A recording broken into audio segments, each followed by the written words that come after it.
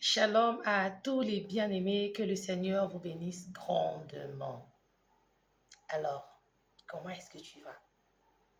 Ça, c'est la question qui revient encore ce jour. Rappelez-vous, il y a de cela quelques jours, nous avons partagé un sujet par la grâce de Dieu et la question était revenue à savoir comment est-ce que tu vas?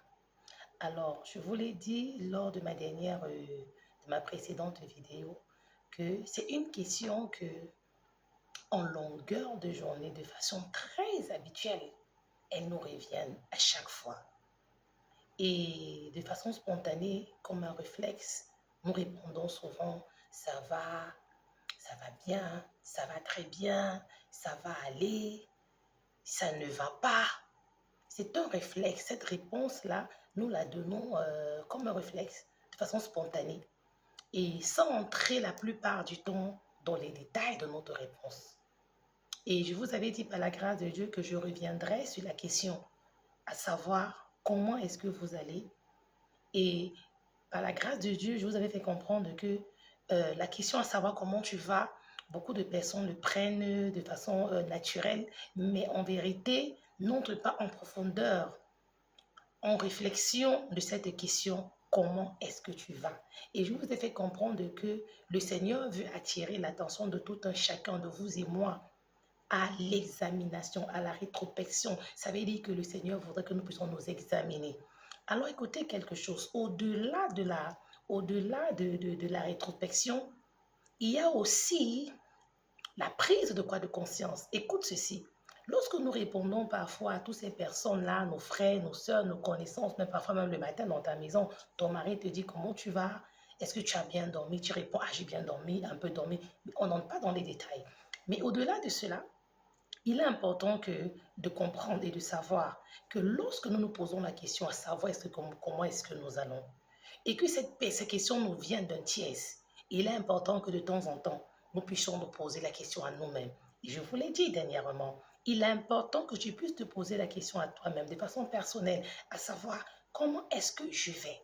Pourquoi? Parce que lorsque tu vas te poser la question à toi-même, comment est-ce que tu ne vas pas te mentir, tu ne vas pas te cacher la face, tu ne vas pas avoir honte, tu n'auras pas honte, il n'y aura pas de mensonge au fond de toi, de façon profonde. Tu vas ressortir la réponse véritable, à savoir que tu ne vas pas bien. Écoutez quelque chose, beaucoup de personnes aujourd'hui vivent, mais ne vont pas bien. Je dirais c'est un survivre même. Mais au fond d'eux, ils ne vont pas bien. Mais à chaque fois quand on leur pose la question, comment est-ce que vous allez? Ils te répondront, je vais bien, ah ça va tout doucement, ça va aller par la grâce de Dieu, ah ça va un peu, mais ils n'entrent pas dans les détails. Ils n'entrent pas en profondeur de la réponse qu'ils donnent. Voilà pourquoi il est important que de façon personnelle, dans ta maison, dans ta chambre, tu puisses te poser la question, est-ce que je vais bien? Ne te pose pas la question, comment est-ce que je vais? En fonction des finances que tu as, en fonction de ce que tu demandes au Seigneur qui ne t'a pas encore donné, en fonction de la réponse à tes prières, non. Tu dois te poser la question, comment est-ce que je vais? Comment mon être spirituel va? Comment l'état de mon cœur va? Parce que n'oublie pas, la Bible dit ceci, je voudrais que tu prospères à tous égards, qu'on prospère l'état de ton âme. Ça veut dire que le comment tu vas là, c'est en liaison avec le fond, l'état de ton âme, l'état de ton esprit, l'état de ta conscience. Est-ce que ton état d'esprit, il est bon? Est-ce que ta conscience, elle est bonne? Parce que quoi? Si ton état d'esprit, ta conscience, toutes ces choses qui fonctionnent en toi là, sont bons, peu importe la difficulté, peu importe le challenge, peu importe le défi, tu iras bien. Tu vas prospérer. Pourquoi? Parce que le plus important, l'essentiel de ta vie, qui est ton être interne, qui est l'état de ton âme, l'état de ton esprit, est en train de prospérer. Alors, beaucoup de personnes n'ont pas un bon état d'esprit, n'ont pas un cœur paisible. Proverbe 4, verset 23. Garde ton cœur plus que toute autre chose, car d'elle proviennent des sources de vie. Écoutez quelque chose. Beaucoup de personnes marchent et vivent en prétendant. Tu prétends aller bien, tu prétends te porter bien, tu prétends être bien dans ton intérieur, mais c'est faux. Pourquoi? Parce que si tu veux regarder au fond de toi, Est-ce que tu pardonnes? Est-ce que tu aimes ton prochain?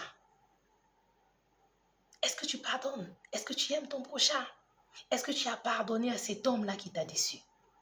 Est-ce que tu as pardonné à ce mari-là qui t'a déçu?